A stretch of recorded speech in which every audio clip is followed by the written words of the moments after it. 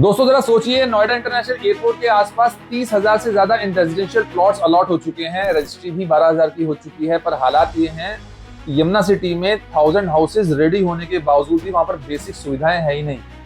Roads अधूरी पड़ी हुई हैं, सेवर अधूरे पड़े हुए हैं, पानी का इंतजाम अधूरा है। मतलब घर तो बन गया है पर जीना भी वहां पर मुश्किल है। 2009 से लेकर अब तक यमुना अथॉरिटी ने रेजिडेंशियल सेक्टर्स 18 और 20 में करीब 20,406 प्लॉट्स अलॉट कर दिए थे। इनमें से 9,605 प्लॉट्स अभी पहली योजना में दिए गए। अभी तक लगभग 16,562 लोगों ने रजिस्ट्री करा ली। फिर भी सिचुएशन ये है कि जिन लोगों ने घर बना लिए हैं उनमें से कई लोगों को सिर्फ 30% तक कंस्ट्रक्शन पूरा करना पड़ा, क्योंकि वहां पर सीवर और सड़कें जैसी जो बेसिक सुविधाएं हैं वो पर गायब है। एक तरफ अथॉरिटी कहती है कि इंडस्ट्रियल ग्रोथ आएगी, सेक्टर्स डेवलप होंगे, 3,041 इंडस्ट्रियल प्लॉट्स हैं वो अलॉट भी कर दिए गए हैं। पर दूसरी तरफ रियलिटी ये है कि जो लोग घर बना चुके हैं वो पानी के लिए टैंकर मंगवा रहे हैं, बिजली और सीवर को लेकर परेशान हैं। मुझे लगता है कि ये वही जगह है जहां पर ग्राउंड रियलिटी और प्लानिंग में गैप साफ दिखाई देता है। पेपर्स पर तो सब कुछ तेजी से प्रोग्रेस कर रहा है, पर जमीन पर रहने वाले जो लोग हैं उन सबसे बड़ी प्रॉब्लम जो फेस कर रहे हैं वो बेसिक नीड की है। अब जरा रेट्स की बात कर लेते हैं।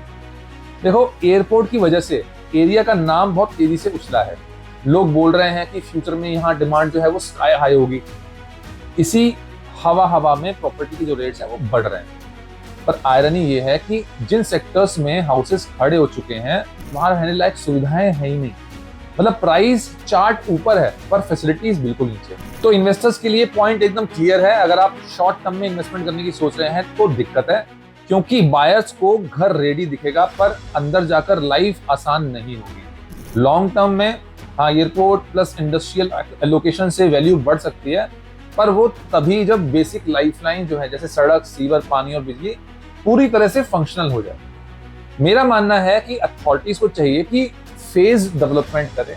पहले 100% एसेंशियल इंफ्रास्ट्रक्चर कंप्लीट कर ले, फिर हाउसेस हैंडओवर दे दो, वरना ये मिसमैच चलता ही रहेगा। घर बन जाते हैं पर जीने लायक कंडीशन बिल्कुल नहीं मिलती। तो दोस्तों, मेरी राय साफ है कि आज की तारीख में यमुना सिटी का जो रियल एस्टेट हाइप है वो बहुत ज्यादा है, ग्राउंड रियलिटी पर फैसिलिटीज बहुत कम है।